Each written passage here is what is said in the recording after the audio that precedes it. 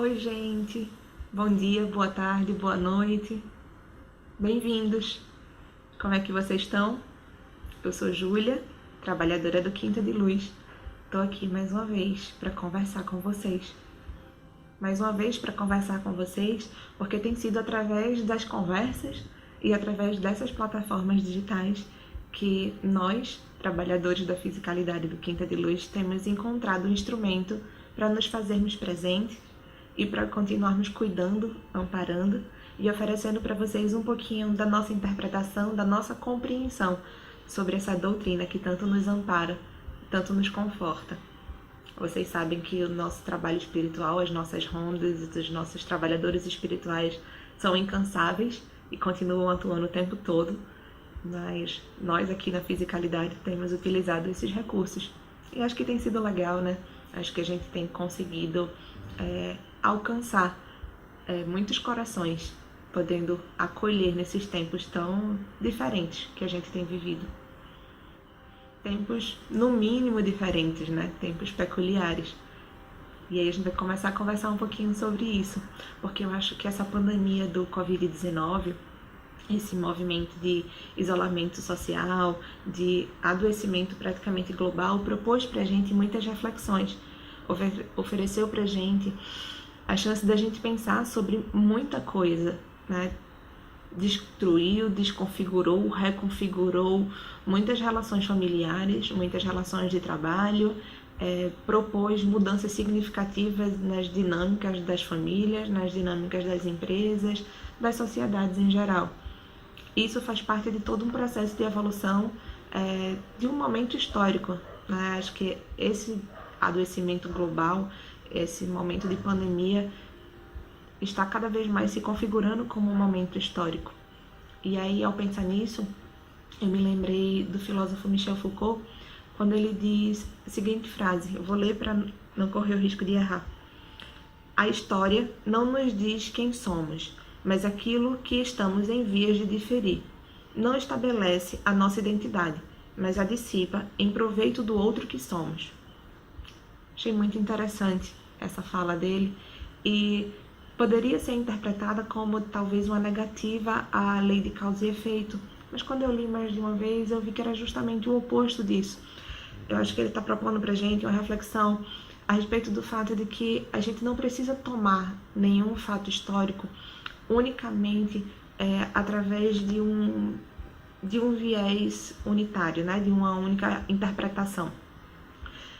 A história não define quem somos, mas ela nos construiu, vamos dizer assim. E ela abre portas para essas memórias de quem vamos vir a ser. É como se fosse isso a impressão que me dá.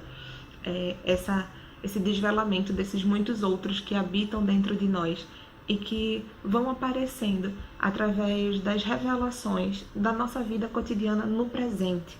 Então a história nos constrói e esse momento, né, de adoecimento é um reflexo também de tantas coisas que nós enquanto humanidade fizemos, mas ele não nos define. Ele nos coloca em um momento de crise para que a gente possa se transformar e para que a gente não tome a história pregressa, a história passada, precisando ter que contá-la ipsilítere, estabelecendo verdades absolutas, mas sim que a gente a tome como impressão moral, que a gente interprete aquilo que ficou na nossa história, no nosso inconsciente coletivo, na nossa construção de humanidade, de coletividade, e também, falando em termos individuais, daquilo que ficou no nosso espírito, sem que a gente precise interpretar tintim por tintim, mas que a gente sinta as nossas transformações morais. E aí, para amparar um pouco isso e oferecer o amparo e o consolo que a doutrina espírita sempre nos oferece, eu escolhi para ler aqui um texto do Evangelho que está no capítulo 6, o Cristo Consolador, o Consolador Prometido. Ele foi escrito, dito pelo Espírito da Verdade em Paris, 1860. É um pedaço grande, então eu não vou ler tudo. Eu vou ler só 2 parágrafos. E diz assim: O Cristo disse: Bem-aventurados os aflitos, pois serão consolados. Mas como alguém pode sentir-se feliz por sofrer se não sabe por que está sofrendo? O Espiritismo mostra que a causa do sofrimento está nas existências anteriores e na própria destinação da Terra, onde o homem sofre as consequências dos atos que praticou no passado.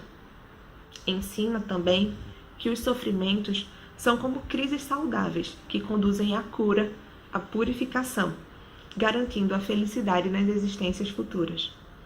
O homem compreende que mereceu sofrer e acha justo esse sofrimento. Sabe que o sofrimento ajuda em seu adiantamento e o aceita sem lamentações, como o trabalhador aceita o serviço que vai lhe garantir o salário. O Espiritismo lhe dá uma fé inabalável no futuro e a dúvida cruel sobre a continuação da vida não tem mais lugar em sua alma. Ao fazer com que o homem veja as coisas do alto, a importância das contrariedades da vida terrena se perde no vasto horizonte que ele consegue enxergar. A perspectiva da felicidade que o espera lhe dá paciência, a resignação e a coragem para ir até o fim do caminho. Assim, o Espiritismo vem realizar o que Jesus disse sobre o Consolador prometido.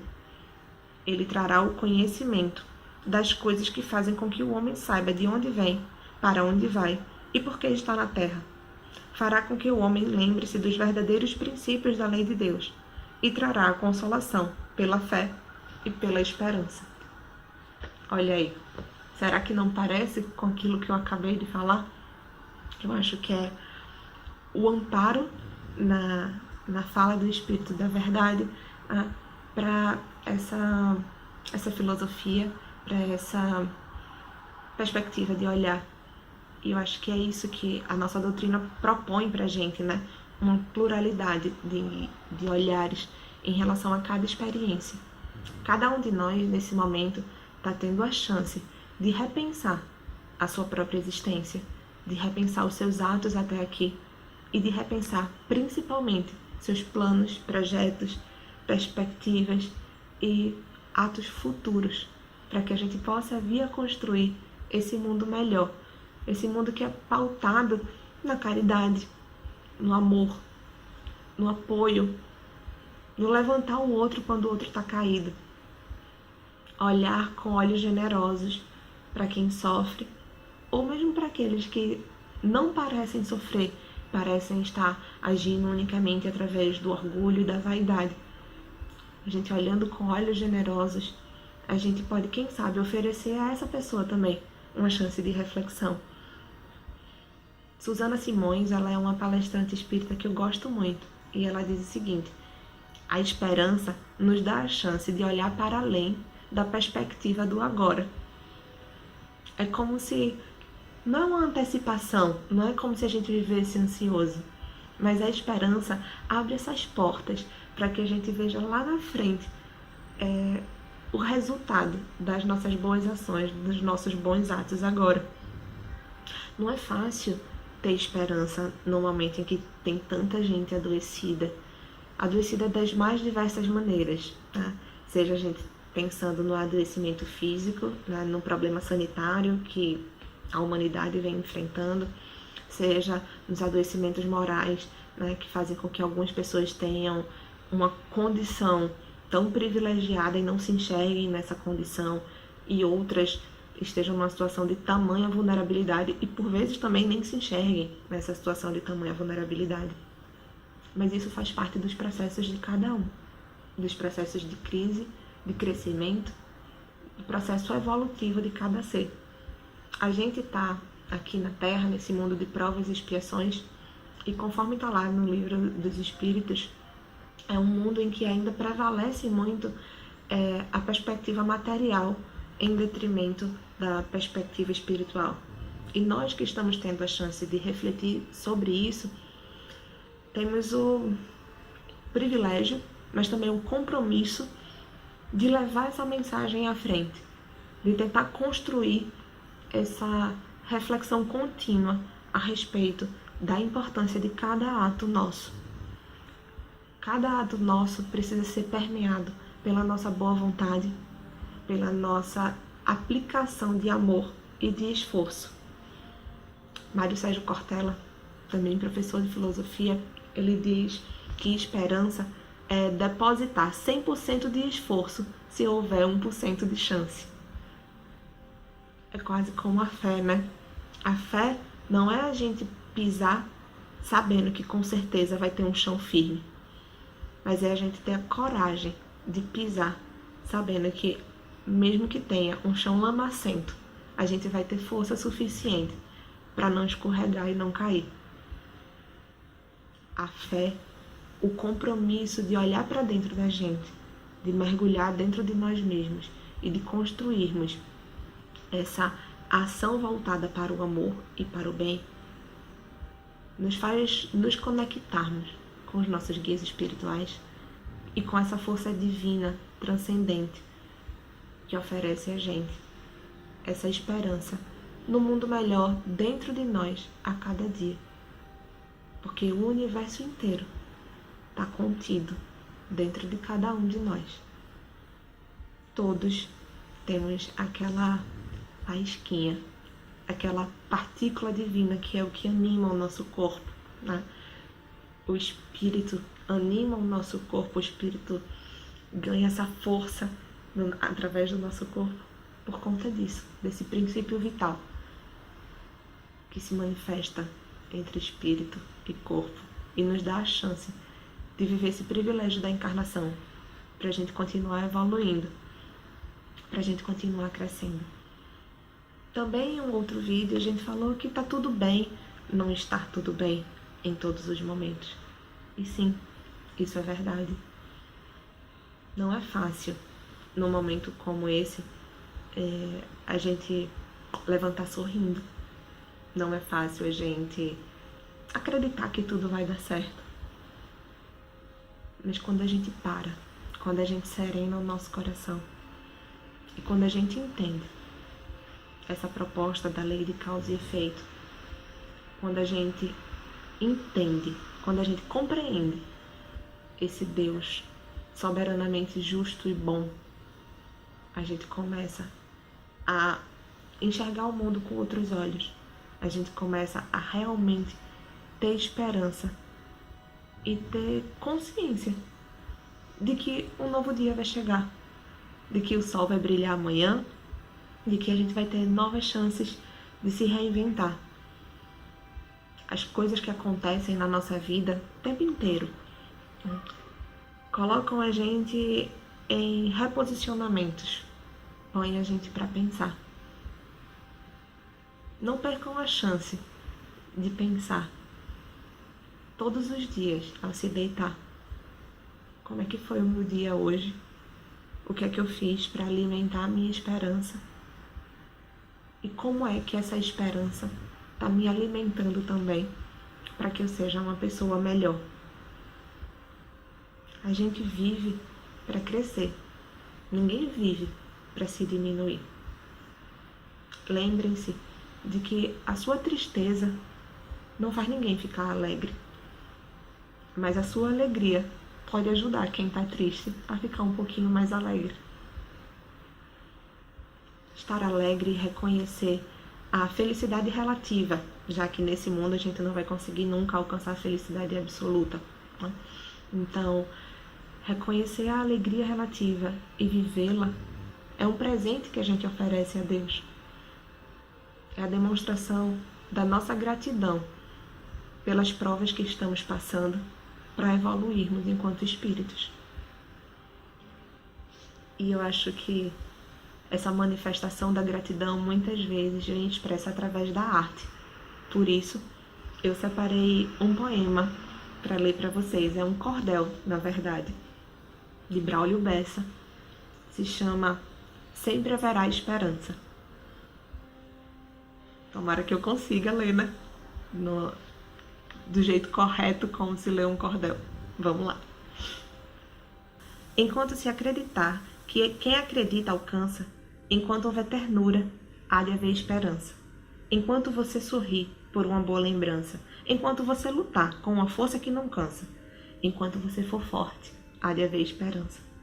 Enquanto a canção tocar, enquanto seu corpo dança, enquanto nossas ações forem nossa grande herança, enquanto houver bondade, há de haver esperança. Enquanto se acreditar numa sonhada mudança, pelo fim da violência, pelo fim da insegurança, enquanto existe vida, há de haver esperança. Esperança no amanhã e no agora também. Tenha pressa, é urgente. Não espere por ninguém. Não adianta esperança se você não faz o bem. Transforme sua esperança em algo que não espera. É no meio da maldade que a bondade prospera. É justo no desespero que a paz chega e impera. É quando se está sozinho que um abraço tem valor. Repare que é no frio que a gente busca o calor. E é justo onde existe ódio que tem que espalhar amor. Não adianta assistir, não adianta observar. Se você não se mexer, as coisas não vão mudar. E até a esperança vai cansar de esperar. O mundo já lhe esperou desde a hora de nascer, lhe apresentou a vida e fez você entender que se o problema é o homem vai resolver. Afinal, a gente nasce sem trazer nada para cá. Na hora de ir embora, o mesmo nada vai levar. O que importa de verdade é o que a gente vai deixar. O que a gente vai deixar, não na perspectiva materialista do que a gente construiu de patrimônio, ou o que quer que seja, mas o que a gente vai deixar como a nossa contribuição para a transformação desse mundo. E aí eu me lembro de uma pessoa muito querida e muito sábia, que certa vez me contando sobre a história da loucura, falou assim: antigamente se sabia muito pouco sobre a loucura, mas se sabia muito sobre o louco, se conhecia o louco. Hoje se sabe muito sobre a loucura, mas ninguém conhece o louco. E aí eu acho que vale a gente pensar: o que será que nós estamos fazendo com a nossa condição de racionalidade? De que adianta a gente construir tanto conhecimento técnico e científico, se a gente se afasta da nossa condição de humanidade? Então, pessoal, que a gente aproveite essa chance tão grande, tão especial que a gente tem, que é a chance de estarmos aqui, habitando esse planeta, nesse momento, vivendo essas provas todas, essas situações tão diferentes que às vezes a gente não entende. Que a gente aproveite para agradecer a chance de estarmos nesse processo de evolução, mas que a gente retribua essa chance que a gente está tendo, olhando para as pessoas que estão à nossa volta, olhando para as pessoas com esses olhos generosos, esses olhos amorosos, e oferecendo através desse olhar a nossa crença de que cada um pode ser a melhor versão de si mesmo. É nisso que está pautada a esperança. A esperança em dias melhores para cada um. E cada um tendo um dia melhor, vai fazer do dia do outro um dia melhor também. E cada dois tendo dias melhores, vão fazer dos dias de um terceiro melhor. E assim a gente vai contagiando todo mundo. Tenham certeza. A força do contágio, da esperança, do amor, da bondade e da luz divina é muito maior do que a força do contágio de qualquer vírus. A nossa casa está sempre de coração aberto para receber todas as perguntas, todos os questionamentos, todas as preocupações e angústias de vocês também. A gente vai estar sempre tentando oferecer o nosso melhor, tentando sempre oferecer uma palavra de apoio, de esperança e sempre de muito afeto. Aproveitem esse tempo para olhar para si mesmos, para continuar construindo o vir a ser de vocês, as melhores versões, tendo sempre a consciência de que estão muito amparados, porque estamos todos nós muito amparados. É isso que eu tinha para conversar com vocês hoje. Espero que cada um possa ficar e se sentir o melhor possível nesse momento. É assim que a gente segue em frente. Um abraço e até a próxima!